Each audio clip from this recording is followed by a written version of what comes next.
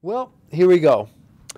Welcome back to The Slice, everybody. This is a very special episode and a video that I've not been looking forward to making for a long, long time. Roger Federer has announced his retirement from the sport of tennis last week on Thursday while I was on vacation. Talk about a great way to ruin a vacation. Just kidding. But I finally kind of been thinking about it every day, thinking about what am I going to say, what are we going to talk about, how do you sum up a career like Roger Federer's, which is Roger Federer. Now the name Roger Federer is basically just synonymous with tennis. How do you sum this up in a video? And I definitely will not do him justice in this video, but I will try my best, and we will see the emotions, the memories that we'll be able to bring up in this kind of porch story time session with you and us, with you and me, the fans here at The Slice.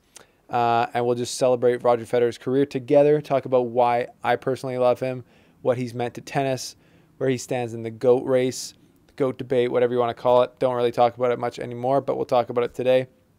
We're just going to give him the lip service he deserves for the amazing memories that he's given us in tennis, brought to our sport, etc., etc. So I'm sat here on my porch in Switzerland, which is very fitting for this video. I would not care about tennis if it wasn't for Roger Federer. It doesn't mean that tennis isn't worth caring about, but I never would have started watching tennis or following it or falling in love with it if it wasn't for Roger Federer and the way that he played the game. When I was in grade 9 or 10, I saw, watching sports just in general, huge fan. And watching Federer play tennis, I think it was the US Open, I was just captivated by the way he did it, the style of tennis he played, and then I started to go outside and play and try and play the way Federer did, which we now know is impossible. But it inspired me to start playing. It inspired me to start following the sport, and ever since I started, I was a massive fan of Roger Federer. So I can thank you, Roger, for introducing me to the game of tennis and showing me the heights that it can take someone, whether it's you winning all the Grand Slams you won, or it's the emotions of, anyone's favorite player, whether you're Djokovic, Nadal, Serena fan, winning, whether it's the lows of, losing tough finals or now retiring due to injury. Just, you've brought me and so many others like me, especially I think fans under 30 years old who, you never grew up watching anyone, or you never grew up watching tennis when it didn't involve Roger Federer. And I feel that he was always even if you weren't a fan of Federer, if you were a Djokovic fan or Nadal fan, he was always the baseline or the measuring stick with which you would measure your player's level or just the rest of tennis, basically. So to so many fans out there like myself who were introduced to the sport of tennis by Roger Federer, that's a massive part of his impact. So thank you, Roger Federer, for showing us what tennis can be. So Federer announces retirement in a fairly surprising way. All of us kind of thought he was going to try and make one last comeback, and hopefully it would have been at Wimbledon or something like that. And he clearly was, as he had gotten 3 knee surgeries, I think, since his original injury back in 2016. And he got a big one, last year after Wimbledon, which took him out until now. So he was putting all that effort, all that pain through his body, all that reconstruction to try and get back on court. But at the end of the day, his knee, the right knee, where he has all of the pressure on or not all of it, but a lot of the pressure when you're putting through that liquid whip forehand that he has, his knee finally gave out after such a long career, 41 years old. So it makes sense, but it's just sad that his career had to end on injuries terms, not on his own terms. So that's a massive shame. And that's the part I think that Federer fans, tennis fans in general, can feel sad about with this retirement announcement, is that it kind of came out of nowhere, and it came up of just Federer having to throw his hands up and say, I got to listen to my body. And in his announcement, he said about his body, its message to me lately has been clear. And that's just it's just like seeing your hero fall down on the battlefield, not being able to play his way out of retirement. He had to go down to injury, and I think that's a shame. But this retirement announcement also brings, I think, relief for a lot of people. It's so hard to see, your favorite player lose, but it's hard to see him not be able to play at his best or to be healthy. And yeah, for just the general tennis fan, I think it's tough to see one of the greats of the game not be able to bring his level week in and week out and always kind of be waiting to see where he's going to be at. So in a way, this closes a chapter, and I guess just gives us the time, which I'm taking now, to revel in all Federer's brought us throughout his career, and now just kind of look back on it together and be like, wow, did we take this for granted? I don't think we did, but it's just unbelievable now that this is over. We can kind of look at his career as a whole and just think and ponder about it. We'll be able to do that, obviously, for years and years to come. But right now it has a huge significance, as next week at the Laver Cup is going to be his last event. I will hopefully be able to see him while I'm still in here in Switzerland. I'll be at the Basel tournament where he was supposed to play.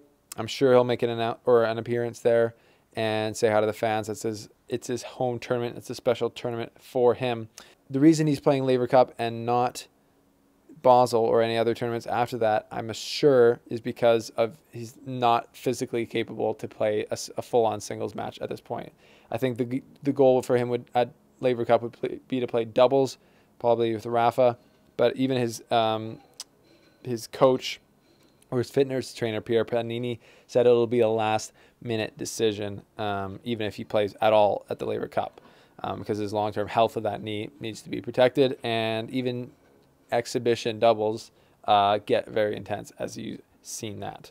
But why I love Federer, why I love Roger Federer, because of his game. That's always been the main thing. To me, when I watch his game, I go, that is the way that tennis is meant to be played. The aggression, the explosion, the explosiveness, the accuracy of his shots, forehand, backhand, the way he hits his backhand with the one-handed backhand. Basically the general beauty of his game is what's getting talked about all the time right now, the way he plays. And that's what brought me into him first. And I thought that is the best way to play tennis, because in my opinion, and I think a lot of other people, how the theme of baseline slugging became popular throughout Federer's career, his play style was always an antidote to that. It was always a reason to go watch a match, because it's going to be aggressive. They're going to be Federer's going to be taking chances. He's going to be bringing the game to his opponent and just seeing if he has the game on his day.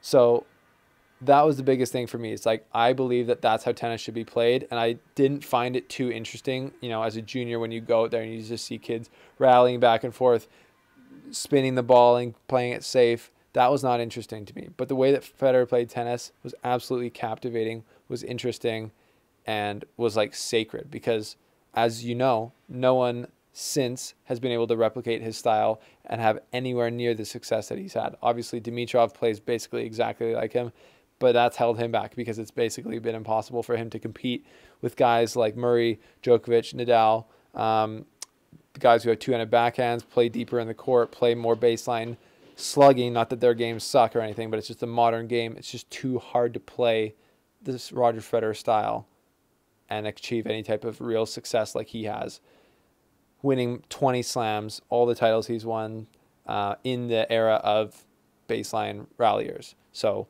to me, it's been like Federer's game versus the modern onslaught of tennis with slower courts and stuff like that. And that was the main reason I always loved watching him play.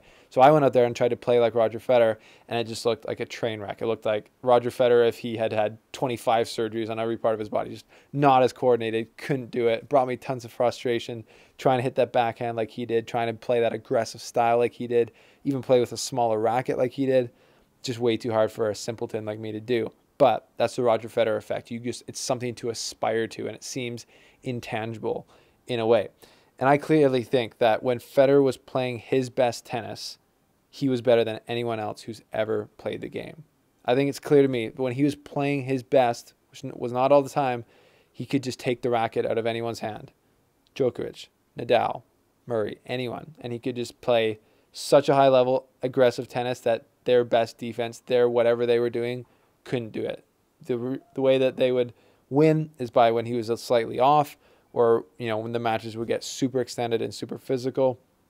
But I really think when Federer was at his best, it's the best that tennis has ever been played. And it's, if you don't believe me, just ask anyone. You hear all the pros talking about it. So many people saying that. And that's really one of the hallmarks of Federer's legacy, is the way that he played the game.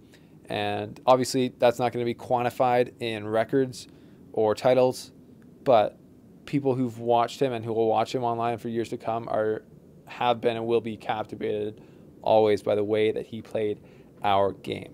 The other reason why I love Federer is his aura. There's something about Federer that's unrelatable. I can't relate to, obviously, his level of tennis, but the way that he was like stoic out there on the court as far as keeping his frustration in, especially since I started watching him in like 2008, 2009, mixed with his ferociousness, with his like competitive like grit. He was always focused, always locked in, never joking around out there. There's some type of almost like Jedi like kind of persona that I couldn't relate to at all. But then he'd come off court and he'd be goofy and he'd be like the totally nicest, classiest guy ever.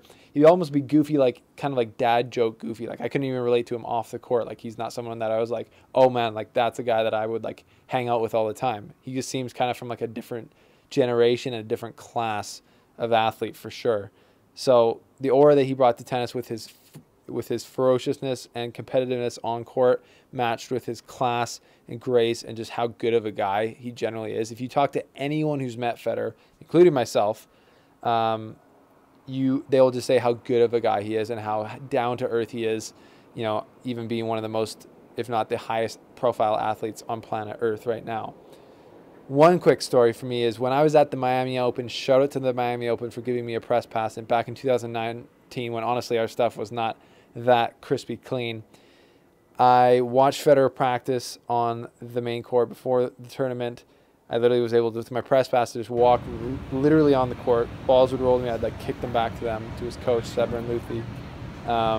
And then afterwards, when he was walking through the crowd of people are even players and coaches are stopping, asking him for photos. He walks by me and I go, they had just cleaned off the courts. They were wet. And I said, how are the courts playing, Fed? And he just turned around and he said, well, pretty slow, pretty wet or something. And he's like, no, but they're drying up, so it's going to be better. He just like literally just had the time to just answer a question from a random pipsqueak like me, just who was basically a fly on the wall at that tournament. So that's just, I don't know, that's just a tiny insight into like he had time for everyone.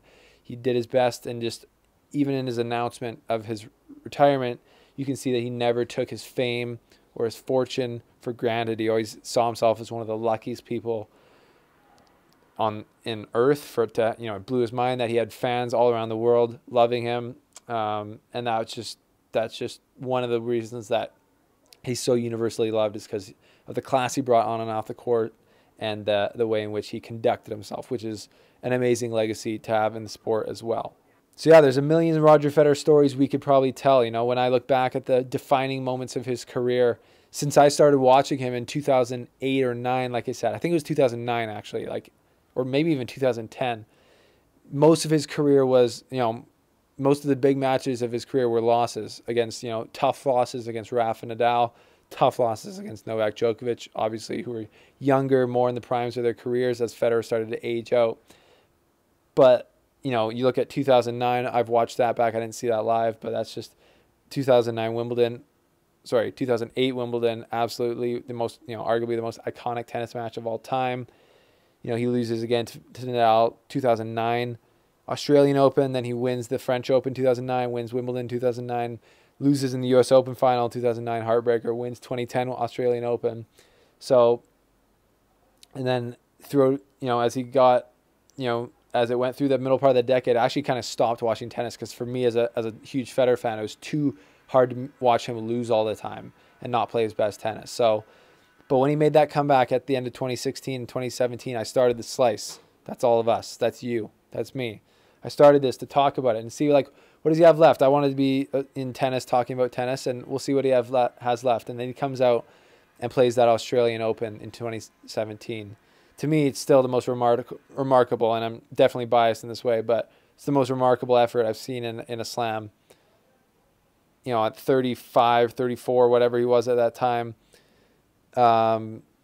35, I think, coming out, beating 4 top 10 players, beating Rafa in the final, coming back from a set down to win, changing his backhand, the neo backhand, coming out and just playing some of the best looking tennis of his career to beat his arch nemesis really in that final. That was just, that's, to me, I think for a lot of Federer fans, that's his biggest and most influential win that he's had. Just because it was kind of like a storybook closer where he's like finally came around and figured out a way to beat Rafa in these longer finals, closer, past the prime of his career. And then he went on, Indian Wells, win it, Miami wins it, beats Rafa again in Shanghai, even beats him 2 years later in Wimbledon in the semifinals. Loses the finals to Djokovic. That was a huge career moment for Federer as well. 2 match points. Everyone talks about it. People say he choked. You don't know what you're talking about in tennis if you think that's a choke. Tennis, when a match that close, when the points just come up, whatever that was, 7-8 in the 5th set,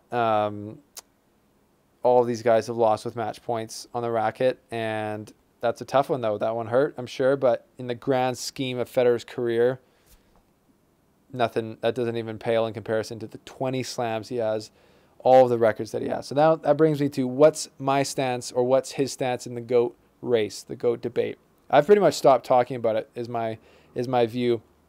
After the 2017, well, I was still talking about it a lot in 2018, 2019, because when Federer got to 20 slams after 2018, I was like, you're never going to tell me that somebody's greater than this man. There might be other people that join him, like Federer and Djokovic have now. So to me, the GOAT race was over. To me, these 3 guys are going to go down as the greatest of all time. And that's pretty clear to me still to this day. If I had to pick one of the 3 of them, this is just my opinion, I'm still going with Roger Federer. And it doesn't really matter how high these other records get with total slams. It's always going to be just a little bit more than 20 where Federer is at. And the records that he still does have are absolutely nuts, to name a few of them. Consecutive. Federer's top level, as I talked about earlier, is the highest I think has ever been played in tennis. And that's proven to me by how dominant he was at his peak. Consecutive records, 10 consecutive finals in a row. The most ever. The second most ever is 8 consecutive finals, which he did at a different time. He made 10 consecutive finals in the period between 2005 and 2007, winning 8 of those finals in slams. 23 consecutive semifinals at majors, 36 consecutive quarterfinals at majors, and 237 consecutive weeks at number 1, an all-time record. Djokovic is now past him as total weeks at number 1, but he still has the second most. So I think, to me, those records, 20 slams, the first one to get to 15, the first one to get to 16, the first one to get to 17, the first one to get to 18, the first one to get to 19 and 20. He just brought the game so much farther than it had ever been as far as records, as far as level, and the impact that he's made on tennis. How do you quantify the impact that he's made on tennis? Well, one way that you can do it is, who's the biggest name in tennis right now? It's still Roger Federer. Who's the biggest name in tennis in 2005? It was Roger Federer. And he's been the biggest name in tennis that entire time. And since 2003, the U.S. Open, just for example, the U.S. Open prize money was $400,000 for the winner. That was the prize money in 2003. Now the prize money is $2.6 million for the winner. So obviously he's not the only player that's done that. Obviously Nadal, Djokovic, Serena Williams, Maria Sharapova have grown tennis globally, but he's been the biggest name and the number 1 guy doing that this entire time. And then you look at how much money in endorsements they get per year. And right now, even still to this day, Federer is multiple times more highly paid off the court than Serena, Osaka, or Nadal and Djokovic. And now, obviously, not. Some people say, well, he's just a better businessman. No, businesses recognize impact that players and athletes and public figures have.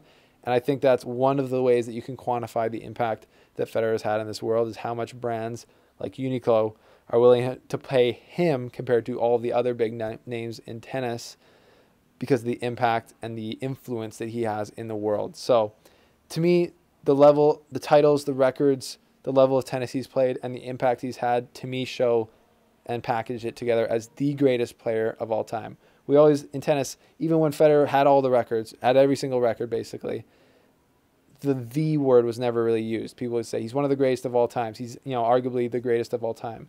But in this video, as my tribute to Roger Federer, and in my opinion, as a tennis journalist now, as a tennis fan and a journalist where I try and look at it objectively, but I'm obviously clearly emotionally tied to it as well.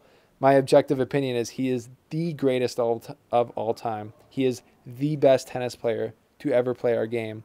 And that's how he's ending his career, in my opinion. At the very top, unfortunately, it has to end due to injury and not in his own time. And that's just a shame, and that's just part of being an athlete. But now he's just going to stick around in our sport, of course, for the next decades and be an amazing ambassador. I wonder if he'll coach. I'm not sure he won't. I didn't think he would, but then, maybe he will, depending who that'll be. That would be super interesting to see. Maybe he'll commentate. He's one of the few players that I would be happy to see come and commentate and take more of our jobs as analysts, as commentators.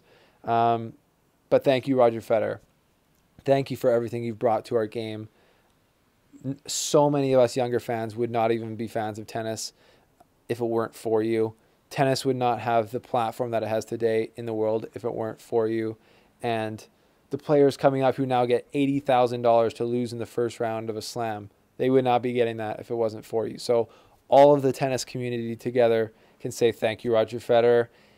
I'm surprised I stuck it through this whole video without choking up like you would have. Both emotional guys. That's probably the only similarity we have in this world.